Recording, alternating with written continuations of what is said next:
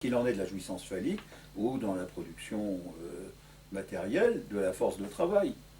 Donc à chaque fois, ça met en jeu de l'en plus un prédicatif surnuméraire avec lequel compter de telle façon à ce que ce qui est simplement extériorisé n'omette pas qu'il dépende de ce qui reste subjectif. La force de travail, elle n'est pas dans les casseroles, elle est dans le sujet, dans le prolétaire. Hein, la même chose de la jouissance phallique, c'est pas dans les objets.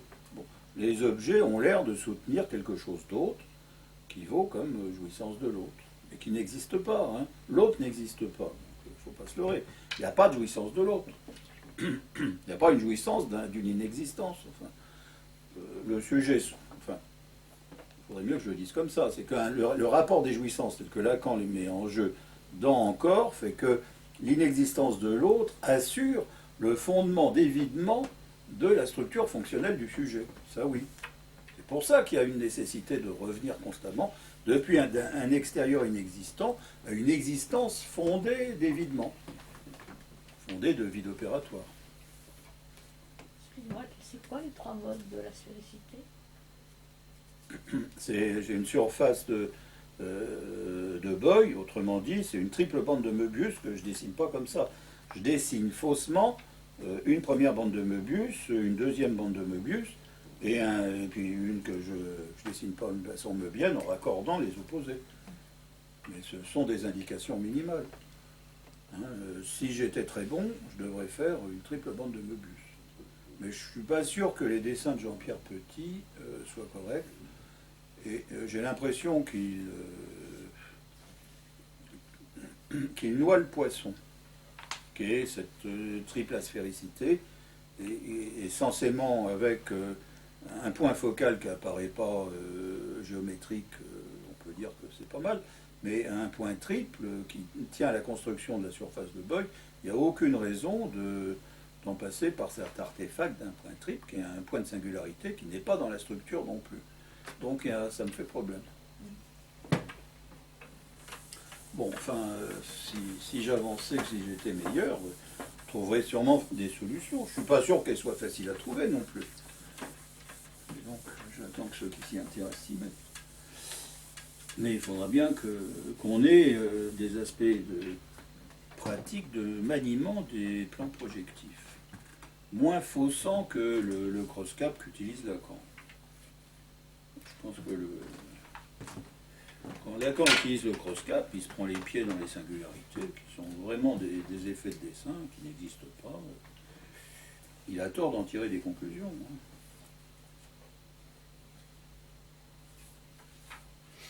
Bon, le fétichisme, c'est un poil plus long, c'est pas tellement. Une page de plus. Exactement comme le fétichisme, c'est une façon d'aboutir à la satisfaction pulsionnelle d'une manière plus rapide et plus assurée, les textes de Freud sont plus courts. Voilà. Il fétichise son discours. Alors, dans ces dernières années, dit-il, en 27, j'ai eu l'occasion d'étudier en analyse un certain nombre d'hommes dont le choix objectal était dominé par un fétiche. Je ne sais pas si c'est ça, je ne sais pas ce qu'il faut comprendre. Hein.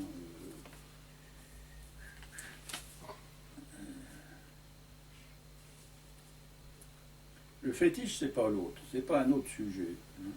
Est-ce qu'au travers d'un fétiche, par exemple, si, je veux dire, dans des liens sexuels normaux, un homme qui qui fétichise le sein de sa partenaire, ça paraît assez normal, ça se voit pas spécialement, mais il a affaire à quelqu'un, donc son éjaculation, son orgasme, il l'obtient peut-être via le fétiche, mais au travers du corps de l'autre, et de l'autre, du coup. Bon.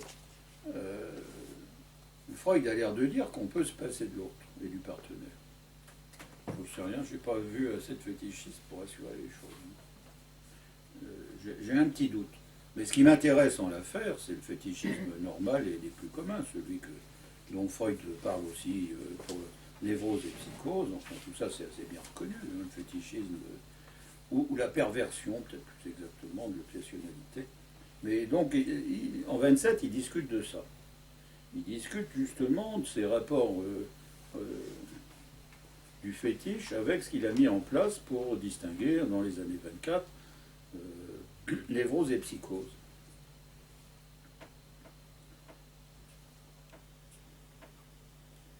Bon, c'est pas le fétichisme qui amène les gens en analyse. Hein.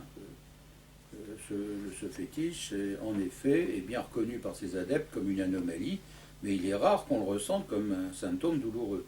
La plupart de ces adeptes en sont très contents, ou même se félicitent des facilités qu'il apporte à leur vie amoureuse. Il était ainsi de règle que le fétiche joua le rôle d'une découverte marginale.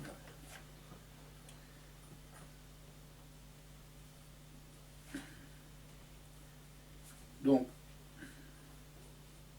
là, je vous sors le brillant sur le nez. Le cas le plus remarquable était celui d'un jeune homme qui avait érigé comme condition de fétiche un certain brillant sur le nez. L'explication surprenante en était le fait qu'élevé dans une nurserie anglaise, ce malade était ensuite venu en Allemagne, où il avait presque totalement oublié sa langue maternelle. Le fétiche, dont l'origine se trouvait dans la prime enfance, ne devait pas être compris en allemand, mais en anglais. Le brillant sur le nez était en fait un regard sur le nez. Ainsi, le nez était ce fétiche auquel, du reste, il pouvait à son gré octroyer ce brillant que les autres ne pouvaient percevoir. Mais le regard lui appartenait pour le coup. Non, mais il s'agit à chaque fois de ce qui est maîtrisé ou pas par un certain sujet, disons, de ce qui se passe entre deux. Donc, qui maîtrise quoi, hein. Donc, dans les jeux amoureux, il y a des effets de perversion minimales. Je ne vais pas parler de sadisme et masochisme à chaque fois, mais savoir qui prend les devants, qui prend l'ascendant sur l'autre, c'est posé. Bon, comment le regard intervient en termes d'exhibition et de voyeurisme, ça vaut aussi. Le regard, l'odeur, l'odorat, le toucher, etc. Bon. Tout le reste, sans parler du discours.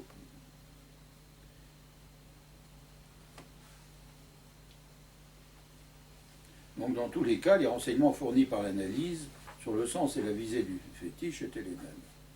Ils se déduisaient si spontanément et m'apparurent si contraignants que je suis prêt à m'attendre à ce que tous les cas de fétichisme aient une même solution générale. Je m'empresse donc d'ajouter qu'il ne s'agit pas de substitut de n'importe quel pénis, mais d'un certain pénis tout à fait particulier qui a une grande signification pour le début de l'enfance et disparaît ensuite. C'est-à-dire qu'il aurait dû être normalement abandonné, mais que le fétiche est justement là pour le garantir contre la disparition. Je dirais plus clairement que le fétiche est le substitut du phallus de la femme, la mère, entre parenthèses la mère, auquel a cru le petit enfant et auquel nous savons pourquoi il ne veut pas renoncer. Flirtsichten. On est dans le cas d'espèce précédent. Hein.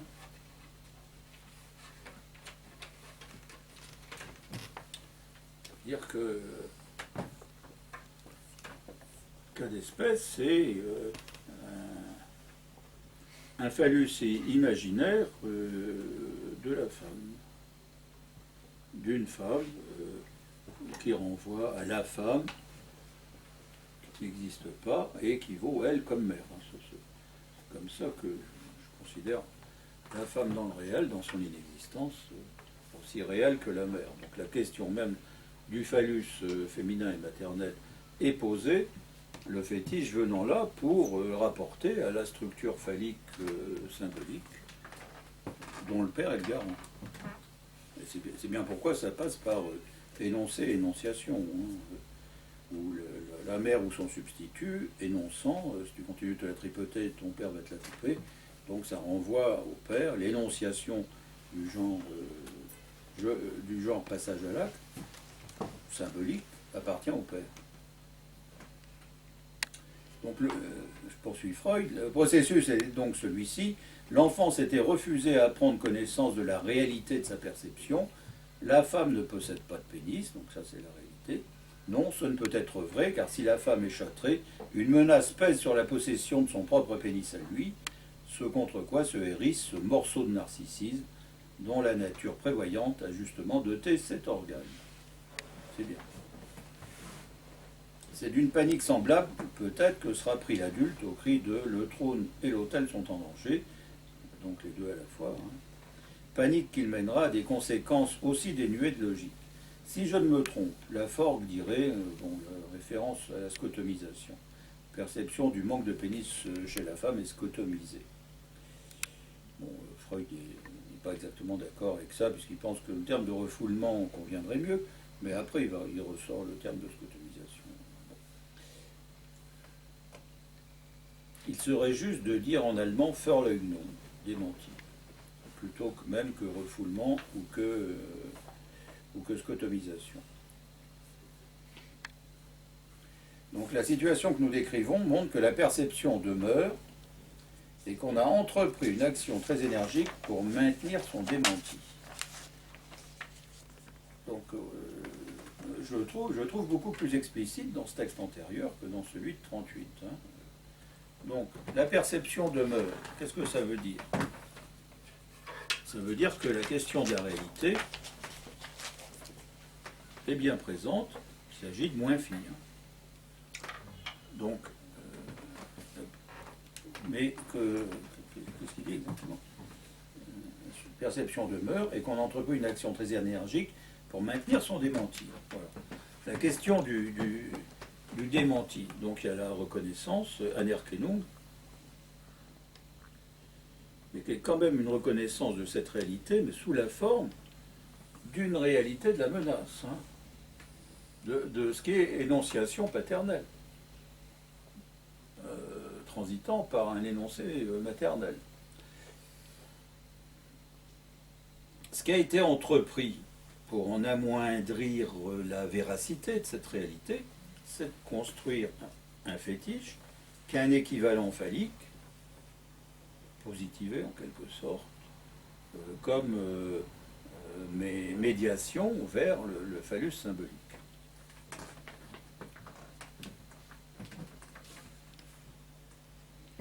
Il n'est pas juste de dire que l'enfant y a observé une femme, a sauvé sans la modifier sa croyance que la femme a un phallus.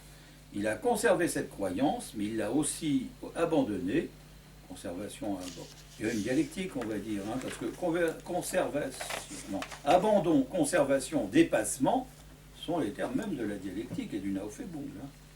Donc, dans le conflit entre le poids de la perception non souhaitable, donc on perçoit qu'il n'y a pas, et la force du contre-désir qui s'oppose à cette perception, un contre-désir qui va construire le fétiche et qui va aller maintenir, contre-désir, c'est difficile de comprendre ce que dit Freud, un contre-désir qui a trait à la réalité, mais au profit d'un désir symbolique. Donc il en est arrivé à un compromis, alors qu'on peut rajouter dans contournement et tout le reste, on peut rajouter compromis. Hein. Moi, je préférerais un dépassement, et du coup, je préférerais dire une dialectique. Hein. Bon.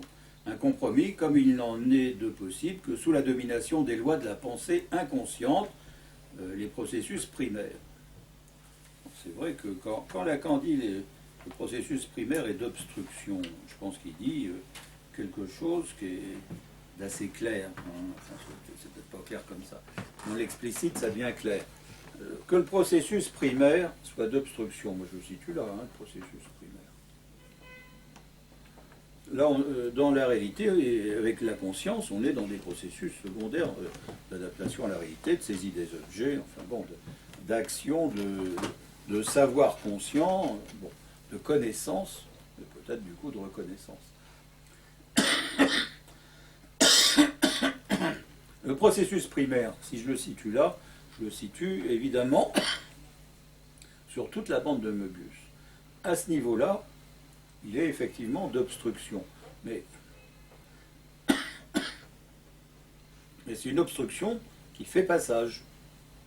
Le fétiche, c'est un truc qui va barrer la réalité, puisque ça correspond à ne pas la reconnaître, mais qui va la maintenir, et ça fait un passage vers la réalité, puisqu'il s'agit quand même de la reconnaître.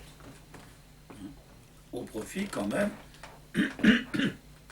Je comprends qu'on dise dénier pour démentir, enfin, que le français se prête à cette confusion, à ce méli-mélo. C'est comme dans la dénégation, où si on commence à se passer d'une partie de la réalité, on va être dans la psychose, ce que Freud va développer après. Hein. C'est pareil, si on se passe d'une partie des propositions nécessaires à la pensée, comme dirait Freud, auquel cas, on devient idiot. Si on ne veut pas être idiot, il faut, même si on dénie des négations quelque chose, il faut quand même en avoir le maniement possible, aussi dénié que ce soit. La même chose pour ce qui est démenti de la réalité.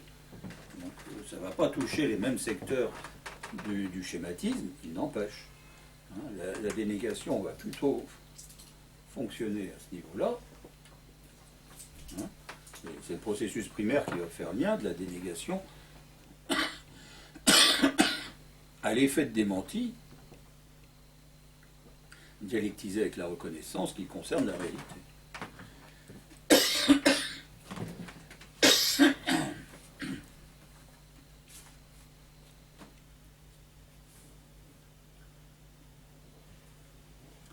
Dans le psychisme de ce sujet, la femme possède certes bien un pénis, mais ce pénis n'est plus celui qu'il était avant.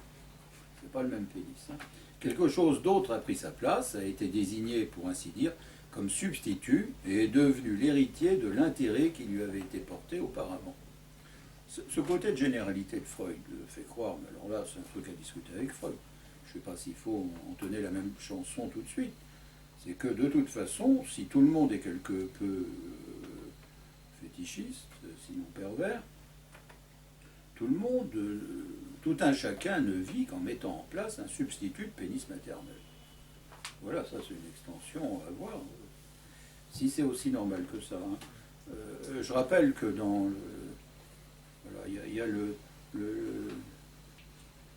que quête normale, c'est être érotico-narcissique obsessionnel. Bon, je vous rappelle, hein, c'est le texte sur... je ne sais plus quoi, ça doit être dans... c'est dans l'autre bouquin.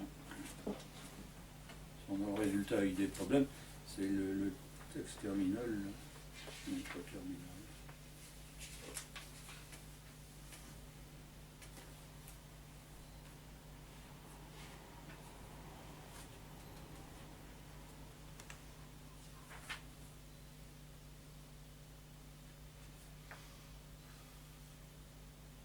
Bon, je retrouve, je ne sais plus où c'est. Où Freud parle de ce que ce serait d'être normal. Hein.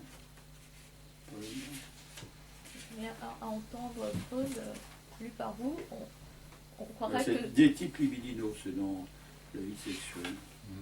C'est de 3 pages. Les types libidinaux, donc c'est érotico-obsessionnel narcissique. Oui. Et on croirait qu'il y a plus d'hommes qui sont fétichistes que de femmes, non enfin, je vous laisse faire un topo sur le fétichisme féminin. Je ne saurais le faire.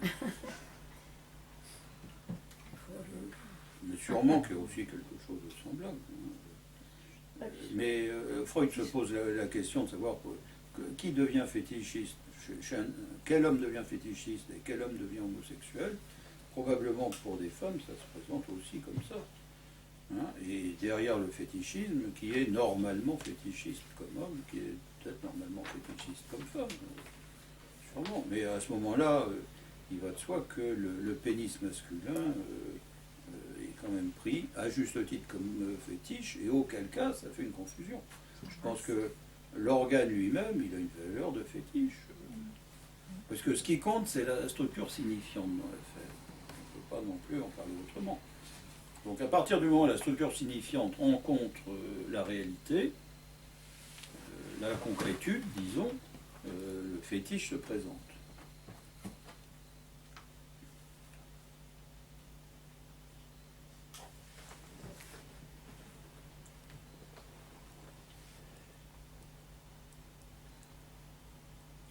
Donc quelque chose d'autre a pris sa place du pénis féminin.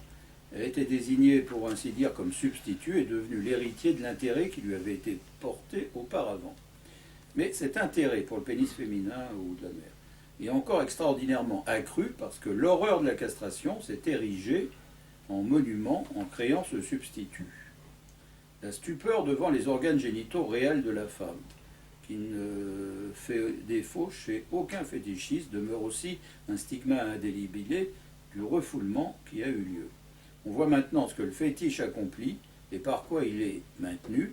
Il demeure le signe d'un triomphe sur la menace de castration, une protection contre cette menace.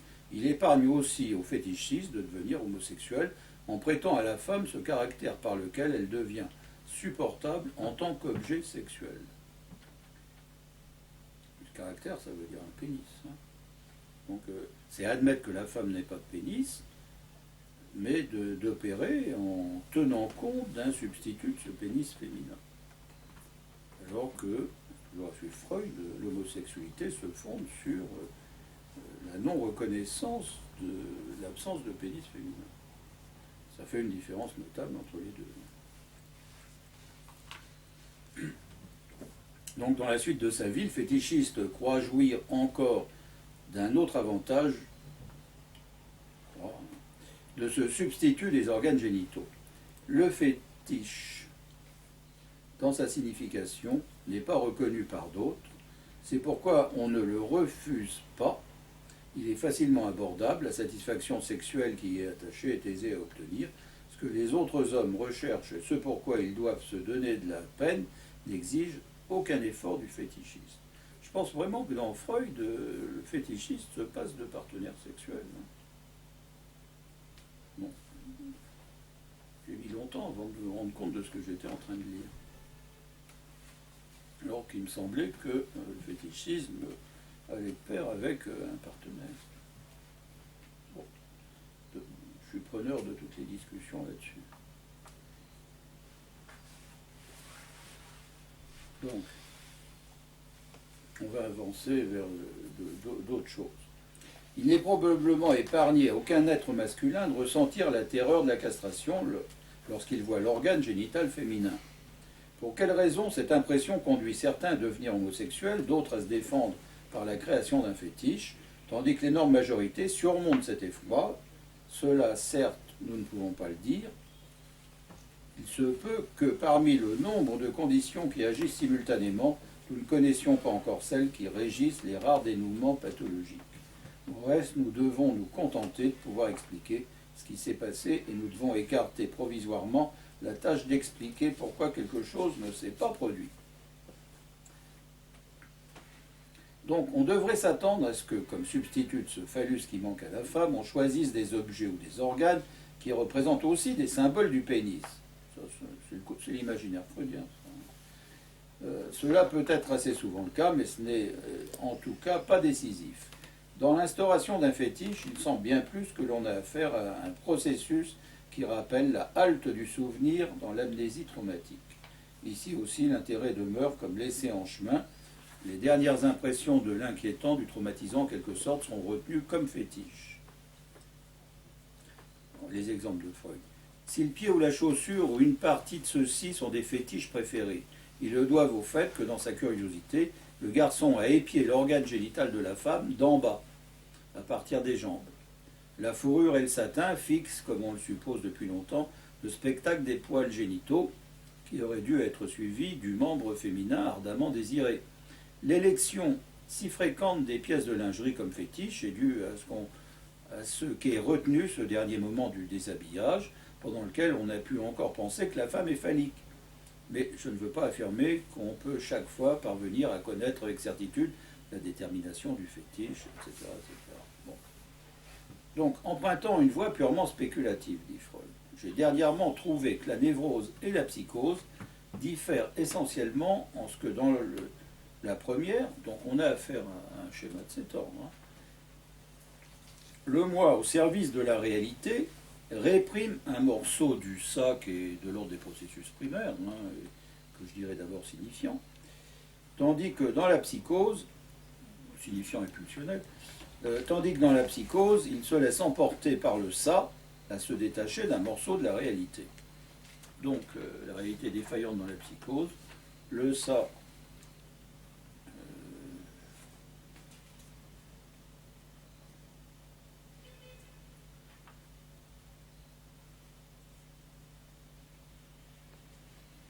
de s'emporter par le ça et détacher. Oui, c'est le ça qui domine dans la psychose quand même, oui. Et c'est la réalité qui domine dans la névrose. Bon. Par la suite, je suis revenu une autre fois à ce thème, donc sur les textes de 1924, qu'on a déjà étudié dans le séminaire de nosologie. Mais j'eus bien vite lieu de regretter d'avoir osé m'aventurer si loin. L'analyse de deux jeunes gens m'a appris que l'un et l'autre n'avaient pas pris connaissance de la mort de leur père, aimé. Donc là, on touche quelque chose d'essentiel, à mon avis, dans le fétichisme, dont on a à peine parlé. Il s'agit toujours de la réalité de la castration, mais la fonction père énonciative, on en parle bien. Donc, la mort de leur père aimé dans leur 2e et 10e année. Ils l'avaient scotomisé, comme nous disent le terme. Aucun des deux cas, cependant, n'avait évolué en psychose. Ici donc, un morceau certainement significatif de la réalité avait reçu un démenti du sujet, tout comme chez le fétichiste. La désagréable réalité de la castration de la femme. Donc, la mort du père, la réalité de la mort du père, comme la réalité de la castration féminine, sont mis sur le même plan par Freud. Je me mis aussi à penser que de tels événements ne sont nullement rares dans l'enfance, et je pus me convaincre de l'erreur que j'avais commise dans la caractérisation de la névrose et de la psychose. On est 3 années plus tard, 27. Il restait, c'est vrai, une issue. Ma formule ne pouvait se vérifier que quand l'appareil psychique atteint un plus haut degré de différenciation. On est dans de la différenciation. On pouvait permettre à l'enfance que chez l'adulte, on punirait sévèrement. Donc, l'enfant peut encore se permettre de faire des confusions, on va dire. Il apparut que les deux jeunes gens avaient scotomisé la mort de leur père, tout comme les fétichistes la castration de la femme. Donc il insiste. Il n'y avait qu'un courant c'est Strömung, je le dis parce qu'on parle de flux, de flots, etc., et de vagues. Il n'y avait qu'un courant de leur vie psychique qui ne reconnaissait pas cette mort. Un autre courant en tenait parfaitement compte.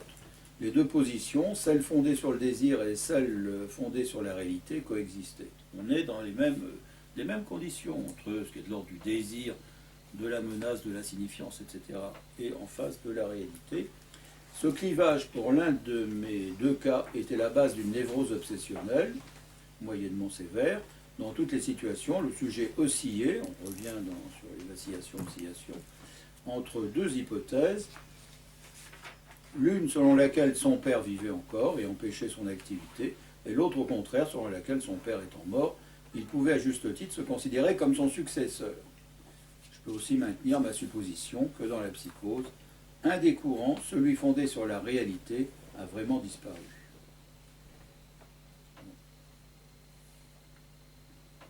Il ne faut pas... si j'achoppe, c'est parce que je ne suis pas Freud, et que donc Freud définit la psychose par une non prise en compte de la réalité, mais c'est de la réalité imaginable dont il est en train de parler. C'est pas du réel. Donc moi, quand je définis la psychose comme une prise dans le réel, plutôt, et d'une fixation à ce niveau-là, c'est au détriment de la fonctionnalité. C'est-à-dire qu'à partir de Freud, il y a moyen d'aller plus loin. Au bout du compte, c'est au risque de contredire Freud. Il n'empêche que là où je ne me contredis pas, c'est dans ces passages et cette indiscernabilité que le fétiche organise.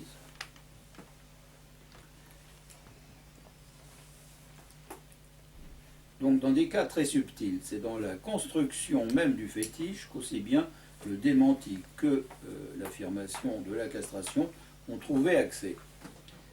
C'était le cas pour un homme dont le fétiche était une gaine pubienne qu'il pouvait aussi porter comme slip de bain. Cette pièce vestimentaire cachait totalement les organes génitaux, donc la différence entre les organes génitaux. Selon les documents de l'analyse, cela signifie aussi bien ou que la femme était châtrée, ou qu'elle n'était pas châtrée, et cela permettait par surcroît de supposer la castration de l'homme, car toutes ces possibilités pouvaient parfaitement se dissimuler derrière la gaine, dont l'ébauche était la feuille de vigne d'une statue vue dans l'enfance. Naturellement, un tel fétiche, doublement noué à des contraires, on est tout à fait dans le templé, dans le discours de Freud, et particulièrement solide. Dans d'autres cas, apparaît la scission entre ce que le fétichiste fait de son fétiche dans la réalité ou dans son fantasme. Donc, le fétiche n'est pas le fin du fin, hein. Une fois qu'il est là, cette question même de la refente signifiante permet au sujet clivé à jouer de division de l'objet, pour insister avec Lacan sur tout ça, soit de l'intégrer du côté de la réalité de façon prédominante, soit de